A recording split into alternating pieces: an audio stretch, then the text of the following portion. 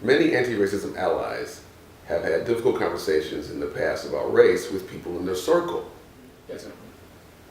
It is important to have a strategy for establishing that you can talk about race without undermining your relationship.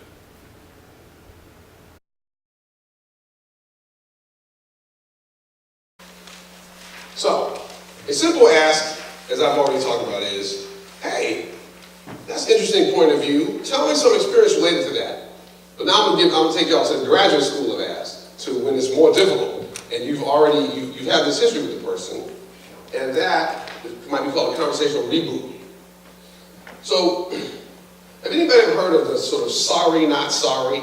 Like people use the words and they say they're sorry, but not really sorry. This is like the classy cousin of that. This is the apologetic non-apology. So this is where you acknowledge something you did in the past that was a problem. You don't apologize exactly, but you hold yourself accountable for what you did and try to say we're going to redo this differently in the future. So it basically has a couple of different elements. You basically recall what was the topic of the conversation to remind them of that.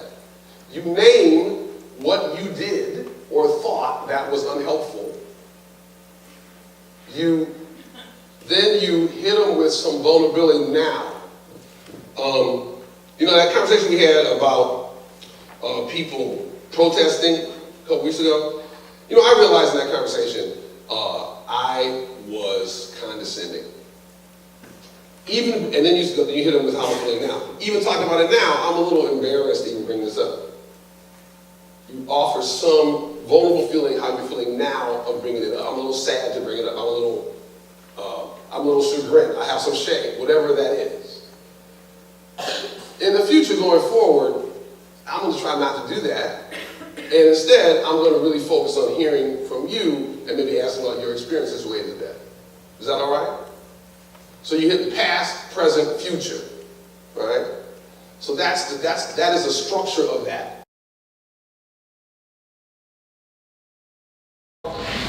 I'm going to play Susan. Susan's going to play Michelle. We previously had a conversation about immigration where I, as Susan, was caught up in my own point of view. And even as I'm a little angry even just thinking about it.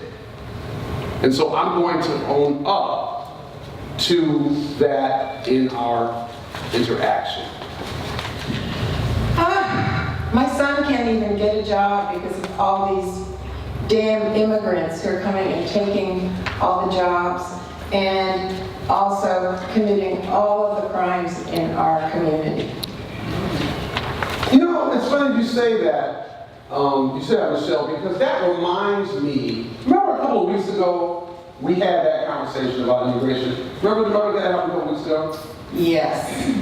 You know, as I thought about it, I realized that when we had that conversation, I was kind of just caught up in my own point of view. I wasn't listening, I was just caught up with what I believe. And you know, what's really weird is that even bringing this up now, even talking about it, there's a part of me that wants to get angry at you. And before I'll talk my own point of view, I need to not do that. I need to not be, that's what's come up for me now. And so what I want to do is we talk about this. I want to let go of that. And what I want to do is to ask you about your experiences related to that, as opposed to being caught up in my own point of view. Is that okay if you go forward if I ask about your experiences related to what you just said? Sure. Okay. So tell me, you just said the thing about immigration. So, tell me more about what is going on that makes you see it that way. And scene. I just really appreciated what you said about not apologizing and taking it from a position where if you apologize, it becomes a transaction. And that spoke to me as somebody who doesn't like conflict and would much rather just apologize and back away. Right. When we did the role play, it kind of let me reflect on what my experience had been with a family member.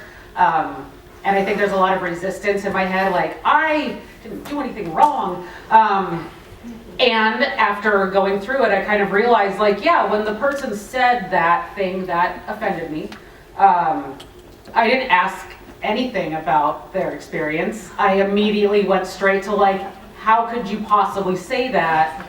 Yeah. How dare you? But it was really helpful to like go through that process and really have to look at what I did and be like, oh, I really never asked about their experience.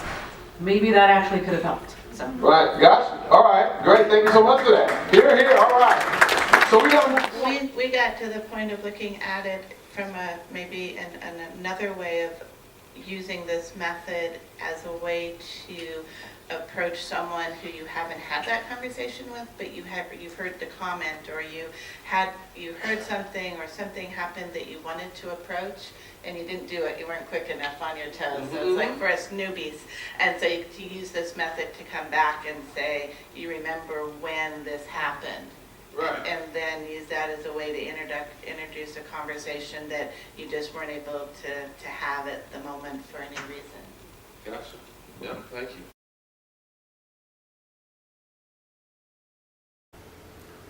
Moving forward, you now have a strategy to restart communication with somebody with whom you've had a difficult conversation about race. And the good news is you can use this same reboot strategy to restart communication with somebody you've had a tough conversation with about other topics.